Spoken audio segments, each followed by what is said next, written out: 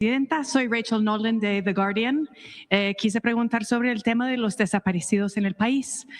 Yo sé que estamos pendientes de un nuevo informe que viene, pero más allá de las cifras, que siempre las tiene que tener bien calculadas, quería preguntar si hay otros planes para apoyar ese proceso más en lo forense. Tengo muy presente de que hay más de 79,000 restos humanos en reserva del Estado que no han sido identificados. Y también quise preguntar por la cuestión de las buscadoras. En el país tenemos la información que mataron a Ruby Patricia Gómez en Mazatlán, Sinaloa, justo antes del giro presidencial de usted. Y leyendo la biografía de usted, me di cuenta de la importancia que ese tema ha tenido para su historia, ¿verdad? También en los 70. Entonces le quise preguntar cuál es el plan del gobierno para enfrentarse de una forma más amplia con esa crisis. Gracias. Lo primero es que es muy distinto los desaparecidos de los 70s, 80s a lo que vivimos ahora. En aquella época eran desaparecidos políticos, desaparecidos por el Estado mexicano, por tener una posición o por ser luchadores sociales en el país. Esa fue muchos guerrilleros de aquella época que producto de la represión y del autoritarismo, ahí sí del autoritarismo, decidieron tomar otras vías de lucha y tomar las armas. Y otros que sencillamente eran luchadores sociales, pacíficos, por vías pacíficas, y que en todo caso unos y otros, si habían cometido un delito, pues deberían de haber sido juzgados en el marco de la ley, pero no fueron desaparecidos por el Estado. Ese es un caso, es el caso de, por ejemplo, el colectivo Eureka, que sigue luchando donde estaba doña Rosario Ibarra de Piedra, pues por el esclarecimiento y la verdad de los hechos de aquella época.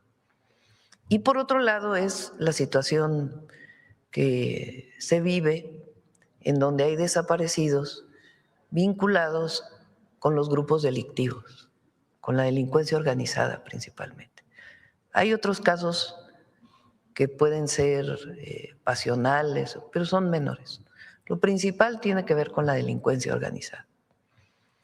Es larga la historia y vamos a presentar ya la información de los números, que son personas evidentemente, no son números, pero de cómo se hacían los registros, cómo se hacen ahora, para que se conozca la cantidad de registros que había y en qué condiciones estaban esos registros y la dificultad para buscar en todo caso una persona dado que no hay suficiente información o registros que se hicieron que en realidad pues no sabemos si eran personas desaparecidas o no. Ahora, ¿qué hicimos nosotros? A partir de un caso muy doloroso, que es el caso de Teuchitlán en México, en donde se encontró un lugar de adiestramiento, de reclutamiento de jóvenes y de adiestramiento.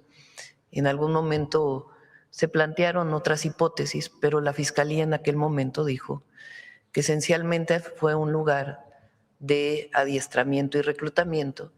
Se detuvo al responsable de ese reclutamiento y en efecto confesó cómo se reclutaba a los jóvenes. La gran mayoría de ellos de manera voluntaria y otros de manera forzada.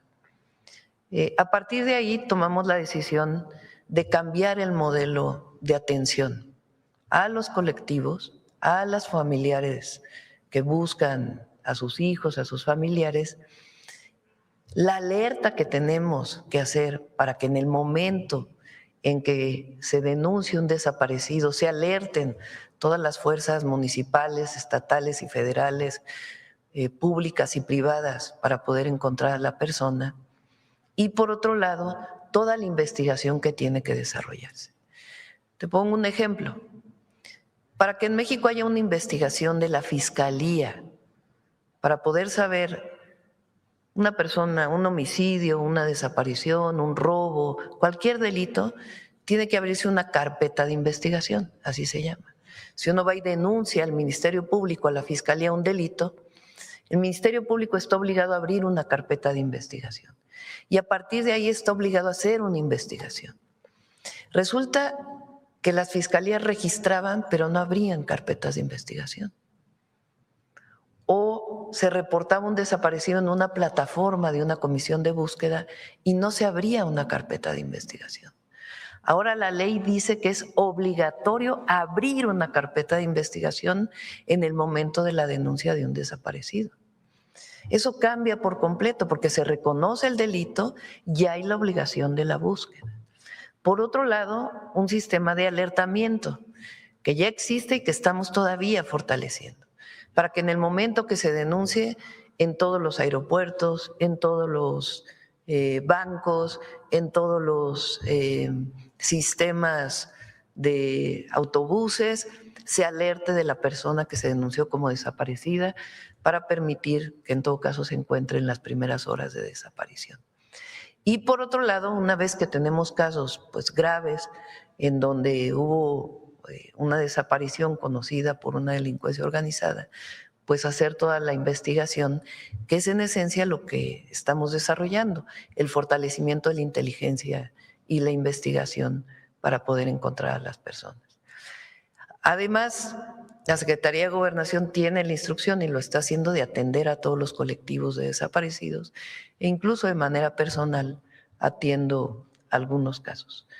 Sí sigue siendo una situación dolorosa en el país y nuestra obligación es atender a las familias y dar con los responsables y terminar con cualquier esquema de reclutamiento forzado de algún joven.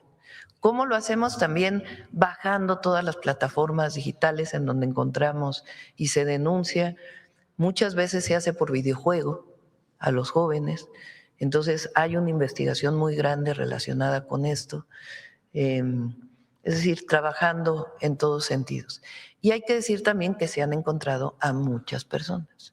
No es que haya un desaparecido y nunca se encuentra. Se han encontrado ya sea por que realizaron algún trámite en algún lugar del país y se está buscando ya a la persona en vida, pero sabemos que hizo un trámite porque están todos los datos que antes no existían en una sola plataforma, y también muchas personas que se han encontrado en vida. A veces pasan en promedio 3 meses para poder encontrar a la persona, pero tenemos afortunadamente muchísimos casos, que es lo que vamos a presentar, de personas desaparecidas que se encuentran.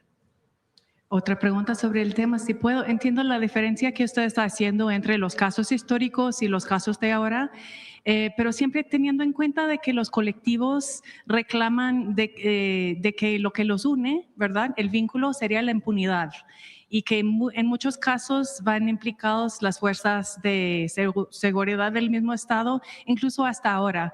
Entonces, otra pregunta sería, ¿qué posibilidades tiene el mismo Estado de investigar a sí mismo, para decirlo así? Todas.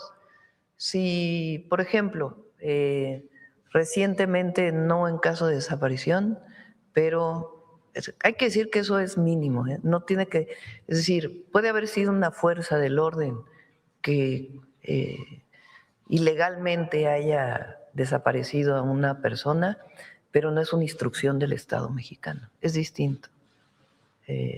Antes era instrucción desde la Federal de Seguridad de desaparecer a los opositores. Entonces, cuando hay una persona, policía, en caso de que llegara a ocurrir un guardia nacional que tuviera que ver con alguna situación de desaparición, hay sanciones. Se detiene a la persona y tiene que ser responsable de todo lo que ocurre una vez que están las pruebas determinadas, evidentemente. Tuvimos un caso, por ejemplo, lamentable, de un civil que falleció en un fuego cruzado, malamente operado por un guardia nacional, y está detenido y llevando su caso y apoyada a la familia. Gracias. Por último, quise preguntar otro tema que es, se ha criticado